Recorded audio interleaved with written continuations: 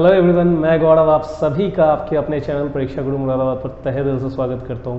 देखिए, जो playlist series चल रही है वो चल रही है एवरेज की, और एवरेज प्लेलिस्ट सीरीज में मैंने ऑलरेडी आपको 2 वीडियो शेयर कर रखा है। ठीक है, पहली वीडियो में मैंने आपको एवरेज के सारे बेसिक्स बताए थे और एवरेज सेकंडों में कैसे निकालते हैं इस ट्रिक के बारे में बात हुई थी, और दूसरे वीडियो में मैंने आपको सारे लेवल 1 के क्वेश्चंस जो अक्सर आपके पेपर्स में आते हैं उनके बारे में डिस्कशन किया है। वो दोनों के दोनों वीडियो जरूर देखिए, वो आपके लिए बहुत ज़्यादा यूज़फुल है। ये बात मैं पहले ही इसलिए कह देता हूँ क्योंकि जैसे जैसे हम आगे बढ़ेंगे वीडियोस में वैसे वैसे हम क्वेश्चंस के लेवल को बढ़ाते चले जाएंगे। ठीक है, तो आज अगर आप इस वीडियो को प्रीमियर में देख रहे हैं तो पहले इस वीडियो को देख लीजिए, फिर उन दोनों वीडियोज़ को जरूर देखिएगा। अगर आप इसे बाद में देखते हैं, लाइव नहीं देख रहे, लाइव प्रीमियर के रूप में नहीं देख रहे, तो आप पहले उन 2 वीडियोस को देख लीजिए, फिर इस वीडियो को देखिएगा। आपको बहुत ज़्यादा हेल्प मिलने वाली है आने वाले पेपर्स में। ठीक है, मैं पेपर्स के ही सारे क्वेश्चंस आपको करवा रहा हूँ। आपके लेवल 1 के क्वेश्चंस पहले मैंने आपको कराया, अब लेवल 2 के क्वेश्चंस आपको कराऊंगा, और एक लास्ट में आपको लेवल 3 के क्वेश्चंस कराऊंगा। मतलब पहले थोड़े से जो दिखने में ईजी क्वेश्चंस है जिनको आप देखते ही जवाब दे सकते हैं, लेकिन अगर सही तरीका पता हो तो वो लेवल 1 के रूप में मैंने डिस्कस कर दिया। अब थोड़े मॉडरेट टाइप के क्वेश्चंस जिसमें अक्सर आपको कैलकुलेशन की नीड होती है, आपको लगता है बिना कैलकुलेशन के इन क्वेश्चंस को नहीं कर सकते, लेकिन ऐसा हमेशा नहीं होता। अगर आपको सही तरीका पता हो तो वैसे क्वेश्चंस भी आप सेकंडों में कर सकते हैं। ठीक है, आज हम वैसे कुछ 11 क्वेश्चंस पर डिस्कशन करेंगे। बहुत ही मजेदार सेशन होने वाला है आपके लिए। फटाफट आप वीडियो को लाइक कर दीजिए और चैनल को सब्सक्राइब कर लीजिए ताकि आने वाले सारे के सारे वीडियोस के नोटिफिकेशन आपको प्रॉपर्ली मिल सके। ठीक है, तो चलिए बढ़ते हैं हम आज के इस सेशन में। शुरुआत करते हैं हम अपने पहले क्वेश्चन से। चलिए, आपका जो क्वेश्चन होगा वो आपको यहाँ स्क्रीन पर शो होता हुआ दिखेगा, उसे मैं अपने टैब में पढ़ूंगा। ठीक है, और उसका सॉल्यूशन मैं आपको एक्सप्लेन करता चला जाऊंगा। ठीक है, चलिए शुरुआत करते हैं। देखिए, पहला क्वेश्चन आपका है, देखिए ये पहला क्वेश्चन आपके स्क्रीन पे शो हो रहा होगा। आप इसमें देखिए क्या पूछ रहा है आपसे। कह रहा है कि एक सप्ताह के पहले 4 दिनों का औसत कितना है? 37 डिग्री सेल्सियस। ठीक है, जबकि अंत के 4 दिनों का औसत क्या है? 41 डिग्री सेल्सियस। जबकि अगर हम पूरे 7 दिनों का एवरेज लें तो वो जो औसत आता है वो कितना आता है आपका? 40 डिग्री सेल्सियस। तो सबसे पहले ये समझिएगा कि वो 40 डिग्री सेल्सियस 7 के 7 दिन को रिप्रेजेंट कर रहा है, क्योंकि मैंने आपको पहले ही बताया था औसत का मतलब होता है एक ऐसा मान जो दिए गए सभी आंकड़ों को निरूपित कर सके। क्योंकि 7 दिनों के टेम्परेचर की बात हो रही है तो 7 दिन का जो टेम्परेचर होगा वो 40 डिग्री सेल्सियस होता अगर औसत उसका 40 डिग्री है तो। लेकिन वो जो डेविएशन है वो किसके कारण है? पहले शुरू के 4 दिन का अलग है, फिर अंत के 4 दिन का अलग है। अच्छा, वो जो मिसबैलेंस आ रहा है इस क्वेश्चन में वो समझ लीजिए वो किसके कारण आ रहा है? वो जो बीच वाला मतलब थर्सडे जो कॉमन है, ठीक है, वो दोनों में अलग अलग आ रहा है, वही इसका मिसबैलेंस क्रिएट कर रहा है। ठीक है, तो ऐसे क्वेश्चंस का जवाब देने के लिए मैं आपको एक सिंपल सी टेक्निक आपको बताता हूं। ठीक है, ध्यान रखिएगा। पहले उसने जो कहा है कि शुरू में जो डेविएशन है वो कितने का है, क्योंकि वो 37 डिग्री सेल्सियस बता रहा है, मतलब डेविएशन -3 डिग्री का है। ठीक है, अच्छा बाद में देखिएगा, बाद में वो आपसे कह रहा है कि 41 डिग्री सेल्सियस है अंत के 4 दिनों का, मतलब अगर मैं यहां डेविएशन चेक करूं तो यहां पे +1 डिग्री का है। ठीक है, अब ध्यान दीजिएगा ये जो -3 डिग्री है और ये जो +1 डिग्री है ये 4 दिन के टेम्परेचर का है, और ये भी 4 दिनों के ही टेम्परेचर का है। तो जो एक्चुअल डेविएशन आया वो कितने का आया? तो ध्यान दीजिएगा, -3 में से 1 जाएगा तो -2 × 4 मतलब -8 डिग्री सेल्सियस का डेविएशन आ रहा है। ठीक है, अब ये जो डेविएशन है वो किस पे लागू होगा? वो जो बीच में जो कॉमन डे है, वो कॉमन डे कौन सा है? थर्सडे, मतलब वो थर्सडे के टेम्परेचर पे लागू होगा। तो इस तरह से थर्सडे का जो टेम्परेचर होगा वो एवरेज से कितना कम है? तो 40 में से 8 गया तो कितना कम है? वो 32 डिग्री सेल्सियस कम है। ठीक है, तो हमारा जो फाइनल आंसर होगा इस क्वेश्चन का वो कितना होगा? 32 डिग्री सेल्सियस। ठीक है, अगर आप इसी को कन्वेंशनल तरीके से करते हैं तो मैं आपको एक बार वो भी एक्सप्लेन कर देता हूं। उसमें कुछ नहीं, हमें क्या करना होता है, पहले शुरू के जो टेम्परेचर है 37 डिग्री, इसको 4 से गुणा किया, फिर जो अंत के 4 दिन का बोल रहा है वो कितना कह रहा है? 41 डिग्री, उसको भी आप 4 से गुणा करेंगे। ठीक है, उसमें से आप 40 डिग्री जो कि 7 दिन का टेम्परेचर है, मतलब एक्चुअल टोटल से आप घटा देंगे। ठीक है, अब इससे जो रिजल्ट आएगा वही मेरा बीच में जो कॉमन डे था, कॉमन डे कौन सा था? थर्सडे। थर्सडे का हमारा क्या होगा? एक्चुअल टेम्परेचर होगा। ठीक है, क्योंकि यहाँ पे मंडे, ट्यूसडे, वेडनेसडे, थर्सडे, फिर यहाँ पे थर्सडे, फ्राइडे, सैटरडे, संडे, तो थर्सडे 2 बार आया। ठीक है, जब मैं 7 दिन का घटाऊंगा तो जो मंडे से लेकर के संडे तक का जो टेम्परेचर था वो तो घट जाएगा, लेकिन जो दूसरी बार थर्सडे आया था वो बच जाएगा। तो जो थर्सडे का टेम्परेचर आएगा वो यहाँ से 32 डिग्री सेल्सियस ही आएगा। बट पेपर में क्या हमारे पास इतना वक्त होता है कि हम बैठ करके पूरी कैलकुलेशन करें और फिर आंसर दे? तो नहीं, इसीलिए मैंने आपको डेविएशन वाली टेक्निक बताई है कि आप सिर्फ डेविएशन देख करके अपना जवाब दे सकते हैं। कि यहाँ पे 3 डिग्री कम है और यहाँ पे कितना है 1 डिग्री ज्यादा, ठीक है। तो एक्चुअल जो डेविएशन है वो कुल मिलाकर के जब हम घटाते हैं तो 8 डिग्री सेल्सियस कम आना चाहिए, किससे, एक्चुअल एवरेज से। तो एक्चुअल एवरेज से जब हम 8 डिग्री सेल्सियस कम करेंगे तो वो जो बीच में जो कॉमन वाली वैल्यू थी, ठीक है, जो थर्सडे का टेम्परेचर था वो हमें मिल जाएगा। चलिए इस बात को क्लियर करने के लिए मैं एक क्वेश्चन और कराता हूँ आपको सेम पैटर्न पे, ठीक है। चलिए बढ़ते हैं अगले क्वेश्चन की तरफ। अब देखिए इस वाले क्वेश्चन में आपसे क्या कह रहा है, इसमें आपसे कह रहा है कि 21 संख्याओं का औसत कितना है, 65, ठीक है। इनमें से शुरू का 11 ले लें तो उसका जो औसत आता है वो 61 आता है, जबकि अंतिम 11 का औसत 68 आता है। तो फिर से आप उसी तरीके से जाएंगे कि 65 को बीच में रख लो, ठीक है। शुरू का जो 11 संख्या है उसका 61, जबकि अंत के जो 11 संख्या है, चूंकि 21 है ना, तो शुरू में 11 ले लो, ठीक है, या फिर अंत में आप 11 ले लो। तो वो जो 11वीं संख्या है वही इन दोनों के बीच कॉमन हो रही है और उसी के कारण पूरा मिसबैलेंस है, जैसा कि मैंने आपको पिछले क्वेश्चन में टेम्परेचर पे समझाया था। तो वो चीज अभी हम संख्याओं के थ्रू समझ ले, ज्यादा आसानी से समझ में आ जाएगी। तो देखिए अंतिम 11 का जो है वो कितना कह रहा है, 68 है, ठीक है। डेविएशन चेक करिए, देखिए शुरू वाले में डेविएशन कितने का है, तो शुरू वाले में डेविएशन है हमारा -4 का। अंत वाले में डेविएशन कितने का है, तो अंत वाले में डेविएशन है +3 का। मेरी बात समझ पा रहे हैं आप, ठीक है। कितनी संख्याओं का, तो 11 संख्याओं का। ये भी कितनी संख्याओं का, तो 11 संख्याओं का। तो जो नेट डेविएशन आया वो कितने का आया, तो देख लो जरा, -4 जोड़ 3, 11 तो कॉमन ही होगा, तो -4 जोड़ 3 तो कितना आया, -1 गुणा 11, ठीक है। मतलब कुल मिला के -11 का डेविएशन आएगा। तो मेरा जो एक्चुअल जो बीच वाला जो नंबर है, वो जो 11th नंबर है जो कि कॉमन आ रहा है, तो उसकी वैल्यू जो होगी वो हो जाएगी 65 में से आप 11 कम कर दीजिए, कितना आएगा, 54, ठीक है। आई होप आपको इस एग्जाम्पल से ये वाली कहानी समझ में आ गई होगी। तो इस तरह से आप सेकंडों में आंसर दे सकते हैं, सिर्फ आपको एक्चुअल मेथड पता होना चाहिए, ठीक है। तो क्या हम कन्वेंशनल से ना जाएं, कन्वेंशनल बुरा है नहीं, कन्वेंशनल अच्छा है अगर आपके पास टाइम है तो, ठीक है। मतलब आप घर पे सॉल्व कर रहे हैं, समझने के लिए सॉल्व कर रहे हैं, तो आप कन्वेंशनल से जाइए, बेस्ट है। बट जब आप पेपर में आते हैं तो आपको ऐसे अप्रोचेज की जरूरत पड़ेगी। अगर आप ऐसे अप्रोच नहीं लगाएंगे तो आपको क्वेश्चन करने में काफी वक्त लग जाएगा, गलती होने की भी चांसेस ज्यादा होंगे। तो इस तरह से आपके सिलेक्शन की जो प्रोबेबिलिटी है वो कम होने लगती है, ठीक है। तो इन्हीं बातों का ध्यान रखते हुए हमें सीखने पड़ते हैं कुछ एडवांस स्किल्स, जो कि उन्हीं कन्वेंशनल मेथड से ही आए हैं, ठीक है। लेकिन अगर हम इन चीजों को सीख जाते हैं तो हमारे क्वेश्चन सेकंडों में हो जाते हैं, ठीक है। बढ़ते हैं हम अगले टाइप की तरफ। अब देखिए जैसे ये आपके सीपीयू में पूछा गया एक सवाल है, जैसे इसने कहा 400 तक सभी पूर्ण वर्गों का औसत ज्ञात करें, ठीक है। क्वेश्चन बड़ा सिंपल है, बस पूछने का तरीका थोड़ा सा टिपिकल इन्होंने रखा है, ठीक है। कोई बहुत मुश्किल सवाल नहीं है। आप क्या करेंगे, 400 तक पूर्ण वर्ग, तो भैया जो पूर्ण वर्ग होंगे वो किस रूप में होंगे, 1 का स्क्वायर, 2 का स्क्वायर, ठीक है, 3 का स्क्वायर, इसी तरह से। अब बताओ भाई 400 किसका स्क्वायर है, तो 400 स्क्वायर है 20 का। यहां तक बात आप समझ पा रहे हैं, तो 20 के स्क्वायर तक हम गए। अब मुझे औसत चाहिए तो भागा 20 कर देंगे, ठीक है। मेरी बात समझ पा रहे हैं। देखिए अगर n संख्याओं के वर्गों का योगफल पूछा जाए तो वो क्या होता है आपका, n into n+1 into 2n+1, ठीक है, बाई 6, ठीक है। अब अगर मेरे से बोला जाए कि नहीं मुझे इसका तो औसत चाहिए, तो औसत के लिए फिर क्या करना पड़ेगा, उसको n से ही भाग देना पड़ेगा। उसको क्या करेंगे हम, संख्याओं के योगफल को हम संख्याओं की संख्या से भाग दे देते हैं, ठीक है। तो योगफल को अगर हम संख्या से भाग देंगे तो n से n क्या हो जाएगा, कैंसिल आउट। तो जो आपके औसत का मान आएगा वो ये आ जाएगा, ठीक है। बहुत सिंपल सा कंसेप्ट है। अब जरा बताइएगा कि यहाँ n की वैल्यू कितनी है, तो n की वैल्यू है यहाँ पे 20, तो यहाँ पे मैं रख दूंगा 20, ठीक है। यहाँ पे मैं रख दूंगा 20 और बस आपको आपका जवाब मिल जाएगा। आपका जो जवाब आएगा वो आएगा 21 गुणा 41 भागा 6, ठीक है। इसको कट करिए तो यहाँ पे आप देखेंगे ये 2 टाइम्स और ये 7 टाइम्स कट हो जाएगा, ठीक है। आप डायरेक्टली अपने ऑप्शन को देख करके भी आंसर दे सकते हैं, वैसे ये बहुत ज़्यादा टिपिकल है नहीं, आप गुणा करके भी आंसर दे सकते हैं। ये आपका हो जाएगा 287 डिवाइडेड बाई 2, आंसर हो जाएगा 143.5, ठीक, 143.5, यही आपका फाइनल आंसर होगा, ठीक है। यहाँ तक आप बात समझ पा रहे हैं। चलिए बढ़ते हैं अगले क्वेश्चन की तरफ। अब देखिए ये भी सवाल एक बहुत ही बढ़िया सवाल है, ठीक है, इसको करना सीखते हैं।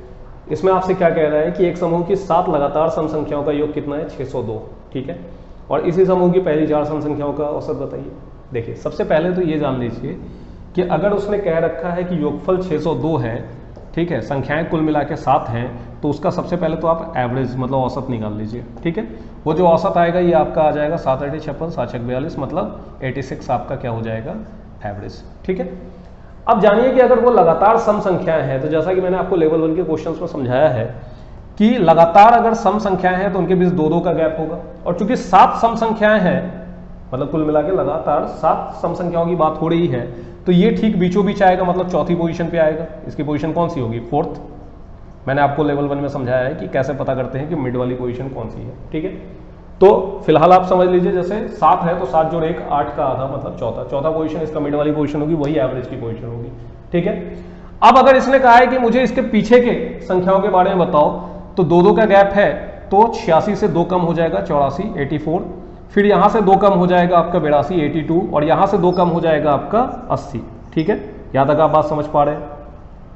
आपसे यही तो बोला गया है कि इन्हीं 4 संख्याओं का औसत बताइए। अब ध्यान दीजिएगा, जब 4 संख्याएं हैं तो इनके ठीक बीचों बीच वाली जो संख्या होगी वो यहां पे होगी, ठीक है। इनके ठीक बीचों बीच वाली संख्या कहां होगी? यहां पे होगी, मतलब 4 का आधा 2 और आपके उससे एक ज्यादा मतलब 3, तो दूसरे और तीसरी पोजीशन के बीच में होगी, ठीक है।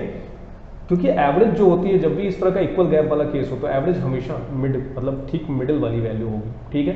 तो फिलहाल अगर हम देखें तो इन चारों में जो एवरेज होगा वो ठीक इनके बीचों बीच आएगा, मतलब 82 और 84 के ठीक बीचों बीच कौन सा आएगा? 83 83 हमारा फाइनल आंसर हो जाएगा, ठीक है। तो देखिए इस तरह से अगर आपको अप्रोचेज पता है, ढंग से अगर आप चीज़ों को जानते हैं, ठीक है, तो आपको क्वेश्चंस करने में समय नहीं लगेगा, ठीक है। चलिए बढ़ते हैं अगले क्वेश्चन की तरफ। अब देख लीजिए, ये भी एक बहुत ही बढ़िया सवाल आपसे जो पूछा गया था, ठीक है, और ऐसे सवाल अक्सर आते रहते हैं। बड़ी सिंपल सी टेक्निक है, जान लीजिए ऐसे सवालों का जवाब कैसे देना है। 7 प्राकृतिक संख्याओं का औसत उसने के दे दिया और बोलता है कि आगे 5 प्राकृतिक संख्या और बढ़ा दे तो औसत कितना बढ़ जाएगा, ठीक है, मतलब के से कितना अधिक होगा। देखिए जब भी प्राकृतिक संख्याएं हो तो ध्यान दीजिएगा, कुल मिलाकर के एक एक के गैप पे चीजें आगे बढ़ी हैं, तो कुल मिला के 5। अब अगर 5 है तो ठीक उसके बीचों बीच आना है, तो 5 का आधा कितना होगा? 2.5, है ना। मतलब आप समझ लीजिए कि आपका औसत कितना बढ़ जाएगा? उसी 5 का आधा, मतलब 2.5 बढ़ जाएगा, ठीक है। तो हमारा जो आंसर पूछा गया है वो इसी के बारे में पूछा गया है कि कितना बढ़ जाएगा, तो हमारा आंसर हो जाएगा 2.5, ठीक है। डायरेक्ट आंसर आप दे सकते हैं। लेकिन अगर यही लगातार प्राकृतिक संख्याओं की बात नहीं होती, सम संख्या या विषम संख्या की बात होती, तो ध्यान दीजिएगा सम संख्या या विषम संख्या में 2 का गैप होता है, 1 का गैप नहीं होता। तो वहां इसी में इंटू 2 कर देते, इस 2 से 2 कैंसिल हो जाता, मतलब वो जितनी सम संख्याएं बताता, जैसे बोलता कि 5 सम संख्याएं और है, तो समझ लीजिए आपका एवरेज 5 और आगे चला जाएगा, ठीक है। या 5 विषम संख्याएं और है तो समझ लीजिए 5 विषम संख्या के कारण भी गैप तो विषम संख्याओं में भी 2 का होता है, तो 5 एवरेज आपका और आगे चला जाएगा, ठीक है। लगातार प्राकृतिक संख्याएं हैं तो ध्यान दीजिएगा उसका आधा करेंगे। आधा क्यों करेंगे ये बात मैं आपको समझा चुका हूं, क्योंकि यहां तक तो 0 का डिफरेंस है, इसके आगे 5 का डिफरेंस है, तो 5 जोड़ 0 भागा 2, मतलब लास्ट जोड़ फर्स्ट बाई 2, उसी गैप को हम क्या कर देंगे? बीचों बीच काट देंगे। तो जब भी बीच की संख्या चाहिए तो मैं क्या करूंगा? बाई 2 ही तो करूंगा, ठीक है। तो यही इसका तरीका होता है। अगर आप इसको ट्रिक के रूप में लिखना चाहते हैं तो ध्यान रखिएगा, नोट कर सकते हैं आप इस बात को कि अगर लगातार प्राकृतिक संख्याओं की बात हो रही है तो जितनी प्राकृतिक संख्याएं दी गई हैं उसका आधा करना है, और लगातार सम या विषम संख्याओं की बात हो रही है तो जितना कहा गया है, मतलब n अगर कहा गया है तो n ही आपका एवरेज क्या हो जाएगा? ज्यादा हो जाएगा, ठीक है।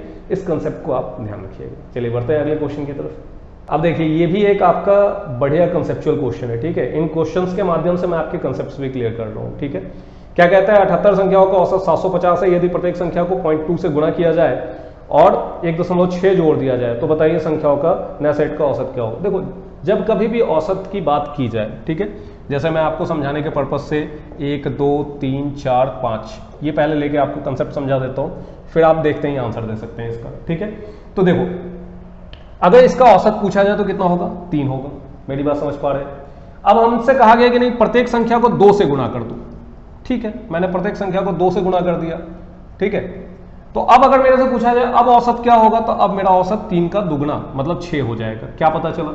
इससे ये पता चला कि जो भी आपका औसत है, अगर प्रत्येक संख्या को 2 से गुणा कर दिया जाएगा तो आपका दुगना हो जाएगा, अगर 2 से भाग दिया जाए तो 2 से भाग कर देंगे हम, अगर 2 जोड़ने के लिए कह रहा है तो 2 जोड़ते चले जाएंगे, और 2 घटाने के लिए कह रहा है तो 2 घटाते चले जाएंगे। मतलब जो डिफरेंस आपसे कह रहा है प्रत्येक संख्या में आएगा, ठीक है, वही डिफरेंस आपके मतलब वही चेंज आपके औसत में एवरेज में भी आएगा, ठीक है। तो जब हम इस बात को समझ गए तो इस क्वेश्चन का जवाब देना हमारे लिए बहुत आसान हो जाएगा। देखिए इस क्वेश्चन का जवाब क्या होगा। तो इससे हमें पता चलता है कि इस क्वेश्चन में कुछ नहीं करना, जो आपको औसत दिया गया है और संख्याओं के साथ जो भी बर्ताव हो रहा है, पहले कहा गया है कि 0.2 मतलब जो भी ऑपरेशन जो भी प्रक्रिया आप अपना रहे हैं, वही चीज आप औसत के साथ करेंगे। तो वो कह रहा है पहले 0.2 से गुना करिए और फिर कह रहा है 1.6 जोड़ दीजिए, तो मैं इसमें 1.6 जोड़ दूंगा, ठीक है। तो जब मैं इसको 0.2 से गुना करूंगा तो ये तो हो जाएगा मेरा 150, ठीक है। ये पॉइंट और जीरो को खत्म किया, 75 का दुगना 150। अब इसमें 1.6 जोड़ेंगे तो मेरा आंसर आ जाएगा 151.6, मतलब यही मेरा फाइनल आंसर होगा। एवरेज जो पूछा गया था वो यही होगा, ठीक है। बढ़े अगले क्वेश्चन की तरफ, चलिए अगला क्वेश्चन देखते हैं। अब जरा देखिएगा, ये वाला टाइप भी आपके लिए बहुत इंपॉर्टेंट है, ठीक है, कि कुछ गलती हो जाती है तो औसत बदल जाता है, तो वास्तविक औसत क्या था, ठीक है। इस तरह के प्रश्न जो आते हैं, तो पहले मैंने आपको सैंपल के तौर पे सिंगल डाटा वाला दिया है, फिर इसी के बाद मैं आपको डबल डाटा वाला क्वेश्चन करा दूंगा। तो देखो क्या कह रहा है, 7 प्रेक्षणों का औसत 53 देखा गया, कितना 53। बाद में क्या देखा गया कि एक डाटा जिसे लिखना था 23 उसकी जगह वो 65 लिख गया, ठीक है। मतलब पढ़ना था पहले उसे 23, बाद में वो 65 पढ़ा गया, ठीक है। तो भाई गलती कितने की हुई, होना चाहिए था 23, हो गया वो 65, ठीक है। ये गलत है तो गलत वाले को माइनस करो, जो सही है उसको प्लस करो, ठीक है।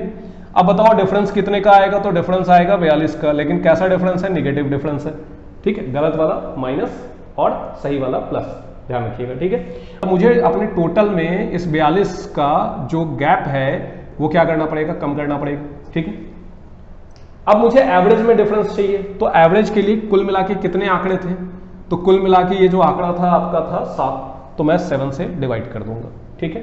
मतलब मैं सिर्फ डेविएशन चेक करूंगा, डेविएशन 42 का होना था, लेकिन एवरेज डेविएशन अगर देखा जाए तो उसमें हम 7 से भाग देकर के उसका एवरेज निकाल लेंगे, तो हमें पता चला कि ये क्या होगा, 53 से 6 कम हो जाएगा हमारा जो एक्चुअल एवरेज होना चाहिए, और हमारा जो आंसर हो जाएगा इस केस में वो हो जाएगा 47, ठीक है।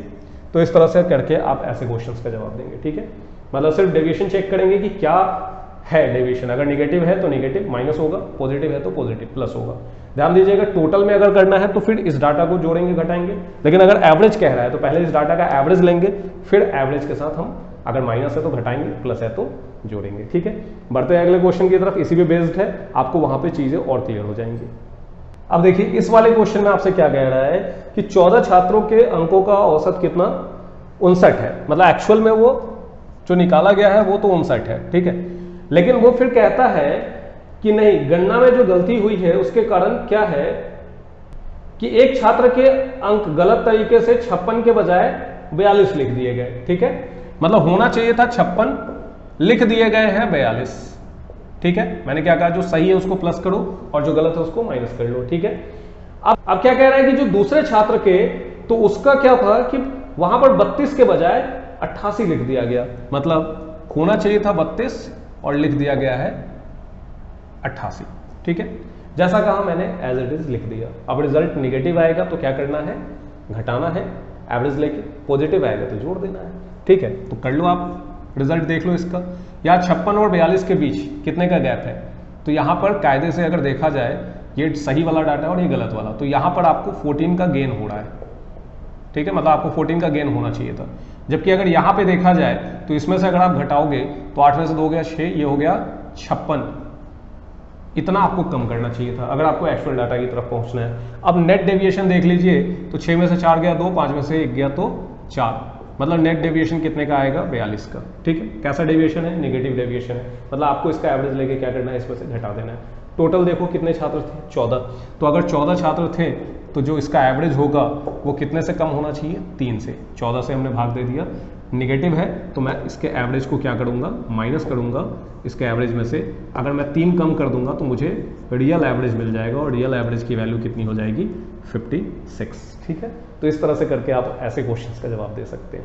चलिए बढ़ते हैं अब हम अगले क्वेश्चन की तरफ। देखिए ये वाला जो क्वेश्चन आपको दिख रहा है, ऐसे क्वेश्चंस को आप सिर्फ लॉजिकली अगर देखें तो मौखिक रूप से आप सॉल्व कर लेंगे, ठीक है। मैं एक बार समझा देता हूँ। कह रहा है सुधीर, अशोक और अजय तीनों का वेतन कितना है, 1175। मतलब अगर मैं मानूं तो प्रत्येक को, मैं मानता हूं कि प्रत्येक को 1175 ही मिल रहा है, लेकिन चेंज कब दिखा, चेंज दिखा जब उसमें से आपके अशोक को निकाल दिया गया। तो अशोक के जाने से सुधीर और अजय का जो वेतन है वो अब 925 हो गया।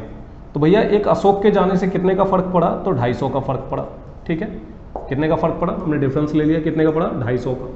मतलब अकेला अशोक जो था वो एवरेज में 250 कंट्रीब्यूट कर रहा था इन दोनों के लिए। किन दोनों के लिए, तो यहां पर तीनों लोग थे, सुधीर, अशोक और अजय। लेकिन अब जब अशोक को निकाल दिया गया है इसके डिस्कशन से, तो सुधीर और अजय जो है, ठीक है, मैं लिख देता हूं, अशोक, सुधीर और अजय, यहां पे तीनों थे। जबकि इस वाले डिस्कशन में सिर्फ और सिर्फ सुधीर और अजय बचते हैं, अशोक जा चुका है। मतलब अकेला अशोक जो था वो इन दोनों के लिए, किन दोनों के लिए, इन दोनों के लिए 250 और 250 का कंट्रीब्यूशन रख रहा था, ठीक है, क्योंकि एवरेज में क्या होता है, जो भी एक्स्ट्रा है वो इक्वली डिस्ट्रीब्यूट कर देते हैं, ठीक है। तो इसका मतलब यह हुआ कि जो अशोक अकेला है वो 1175 के अलावा कितना ज्यादा कमा रहा था, तो 250 और 250, मतलब कुल मिला के 500, तभी तो वो इन दोनों को दे पा रहा था, एवरेज में कंट्रीब्यूट कर पा रहा था। तो अगर मैं उसी को ऐड कर दूं तो एक्चुअली जो अशोक की जो सैलरी थी वो कितनी थी, 1675, ठीक है।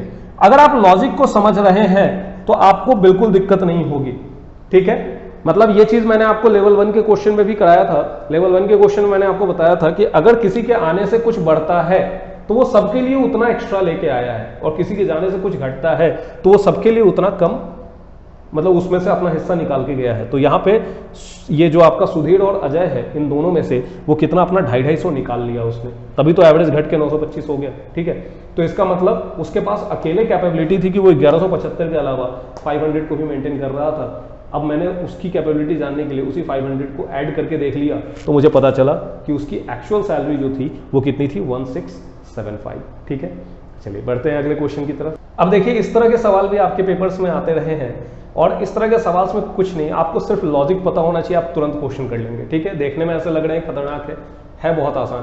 क्या कह रहा है, आपको इनका एवरेज बताना है, 3 की पावर 30, 3 की पावर 60 और 3 की पावर 90। कुछ स्टूडेंट्स क्या गलती करते हैं, वो बीच वाले नंबर मतलब 3 की पावर 60 को क्या कह देते हैं, एवरेज। नहीं, एवरेज की जो बेसिक डेफिनेशन है वो हमेशा वही रहेगी कि जो नंबर्स दिए गए हैं उसको उसके टोटल से, मतलब कुल मिला के संख्या कितनी है, 3 से भाग दोगे। अब जैसा कि आपको सर्ट्स एंड इंडिसेस, तो इंडिसेस के जो रूल्स है, घातांक के जो नियम है, उसके अनुसार आपको पता है कि कभी भी अगर x की पावर m को हम x की पावर n से डिवाइड करेंगे तो क्या होता है, हमेशा होता है कि जो ऊपर वाला जो पावर है उसमें से नीचे वाले पावर को हम क्या करते हैं, घटाते हैं, m माइनस n।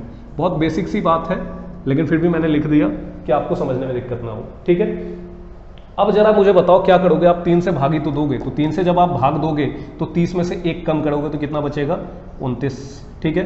यहां जरा देखो 60 में से 1 कम करोगे तो क्या बचेगा, 3 से अब हम बारी बारी से तीनों को भाग दे रहे हैं, तो कितना बचेगा, ये 59। और जरा इसको देख लो, यहां पर आप 90 में से 1 कम करोगे तो कितना हो जाएगा, 89, 89। तो ये वाला जो ऑप्शन है यही मेरा आंसर है, ठीक है। चलिए ऐसे क्वेश्चन भी आए हैं, तो मैंने बस आपके नॉलेज पर्पज से आपको ये क्वेश्चन डिस्कस कर दिया, ठीक है। चलिए बढ़ते हैं अगले क्वेश्चन की तरफ। अब देखिए इस तरह ये क्वेश्चन लगता है कि बिना अलजेब्रा की नॉलेज के नहीं होगा, कि अगर आपको x + 1/x की वैल्यू बताई गई है तो आपको बताना होता है उसकी जगह पर कि x² + 1/x² की वैल्यू क्या होगी, तो आपका जवाब होता है a² - 2। लेकिन क्या हमें इन सब की जरूरत है, मैं कहूँगा नहीं, ठीक है। जब तक अलजेब्रा नहीं पढ़ा है तब तक एक सिंपल से अप्रोच को इस्तेमाल करिए, आप तुरंत जवाब दे देंगे। क्या है वो अप्रोच, जैसे इस वाले क्वेश्चन में उसने यही तो कहा है कि x की वैल्यू 0 नहीं हो सकती, ठीक है। तो उसने सिर्फ 0 के लिए तो मना किया, हम कुछ और ले सकते हैं, तो क्यों ना हम x की वैल्यू क्या ले लें, 1 ले लेते हैं, ठीक है, सिंपल। तो x की वैल्यू अगर हम 1 ले लेंगे तो पहले केस में m की वैल्यू मतलब एवरेज की वैल्यू जो आएगी, m इसलिए लिखा है क्योंकि m का मतलब मीन होता है, ठीक है, एवरेज। तो उसकी जो वैल्यू आएगी वो कितनी आएगी, तो 1 + 1/1, मतलब x की जगह मैंने 1 रख दिया, /2। यही तो होती है एवरेज, कि अगर दो संख्याएं हैं x + 1/x तो उसको 2 से हम भाग दे देंगे, तो ये मेरी औसत का मान आ जाएगा, और औसत का मान मेरे पास कितना आया, 1 आया, ठीक है। क्यों, क्योंकि 1 और 1, 2 को 2 से भाग देंगे, 1 आया, ठीक है। यहाँ तक बात समझ गए। अब उसने कहा तो मुझे बताओ x² + 1/x², मतलब 1 का स्क्वायर + 1/1 का स्क्वायर। अब इसका एवरेज बताओ, तो इसका एवरेज क्या होगा, फिर इसको भी हम /2 करेंगे, ठीक है। फिर 2/2 आएगा, मतलब 1 आएगा, मतलब मुझे जो नया वाला जो न्यू एवरेज चाहिए वो भी कितना चाहिए, तो वो भी मुझे 1 चाहिए, ठीक है। अगर क्यूब वाला भी क्वेश्चन होगा, ठीक है, तो आप उसमें भी यही चीज करेंगे, ठीक है। मतलब अगर आपको एक कंडीशन दी गई उससे दूसरा कंडीशन निकालना है, और उसमें अगर आपको वेरिएबल दिया गया है तो आप वेरिएबल को अपने हिसाब से कुछ भी मान सकते हैं, बस उसकी कंडीशन को वायलेट, उसके जो शर्त है उसकी अवहेलना नहीं होनी चाहिए। उसने कहा x 0 नहीं हो सकता, मैंने 0 नहीं माना, ठीक है। अब हम क्या करेंगे, अब हम करेंगे कि m की जगह ऑप्शन में 1 रख करके देखेंगे जिससे कि मेरा नया एवरेज भी 1 आना चाहिए। ठीक है, तो ऐसे कितने ऑप्शन से हो सकता है, तो ऑप्शन ए को चेक करिए, तो m की जगह जब मैं 1 रखूंगा तो रिजल्ट 0 हो जाता है, मतलब ये आंसर नहीं होगा। सेकंड वाले में देखिए, अगर हम m की जगह 1 रखेंगे तो वो -1 हो जाता है, वो भी मेरा आंसर नहीं होगा। थर्ड वाले में देखिए, थर्ड वाला ऑप्शन कहता है 2m स्क्वायर -1, मतलब m की जगह अगर मैं 1 रखता हूं तो 2 × 1 का स्क्वायर -1, मतलब 2 में से 1 जाएगा तो कितना आएगा 1, मतलब मेरे नए एवरेज के साथ मैच कर रहा है, मतलब मेरा जो फाइनल आंसर होगा वो होगा 2m स्क्वायर -1। ठीक है, चौथे ऑप्शन में रख के देखिए, फिर वो मैच नहीं करेगा। तो इस तरह से आप ऐसे वेरिएबल वाले क्वेश्चंस का एवरेज बहुत जल्दी निकाल सकते हैं, सिर्फ आप उसकी कंडीशन को मानते हुए अपनी कोई एक वैल्यू पुट कर दीजिए, आपको आपका आंसर मिल जाएगा। ठीक है, चौथे वाले में आपका जो आएगा वो -1/2 आएगा, वो भी मेरा आंसर नहीं हो सकता। ठीक है, देखिए कुछ और मजेदार क्वेश्चंस का डिस्कशन लेकर के, लेवल 3 के क्वेश्चन जिसको हम डिफिकल्ट क्वेश्चन मानते हैं, वैसे डिस्कशन लेकर के मैं आपके लिए जल्द ही हाजिर होऊंगा इसी चैनल पर। चैनल को सब्सक्राइब नहीं किया तो जरूर कर लीजिए, नोटिफिकेशन बेल को भी दबा लीजिए। ठीक है, तो आपको अभी मैं और भी मजेदार क्वेश्चंस करवाने वाला हूं एवरेज का। ठीक है, आज की इस वीडियो में मैंने जो आपको टाइप्स बताए हैं, ठीक है, जिन्हें हम मॉडरेट टाइप के क्वेश्चंस भी जानते के रूप में जानते हैं। अगर हमें तरीका नहीं पता तो हमें क्या इन क्वेश्चंस को करने में समय लगता है, तरीका पता है तो ऐसे सेकंडों में हल हो जाते हैं। ठीक है, तो मैं आपसे कहूँगा कि अपने दोस्तों के साथ भी इस वीडियो को जरूर शेयर करिएगा, उनसे भी नॉलेज शेयर करना आपका फ़र्ज बनता है। Sharing is caring. ठीक है, और इस वीडियो को लाइक करना मत भूलिएगा, क्योंकि लाइक करने से ये ज़्यादा से ज़्यादा लोगों तक अपने आप पहुँच जाता है। ठीक है, चलिए आज के लिए इतना ही, मिलते हैं अगले किसी वीडियो में। Thank you very much.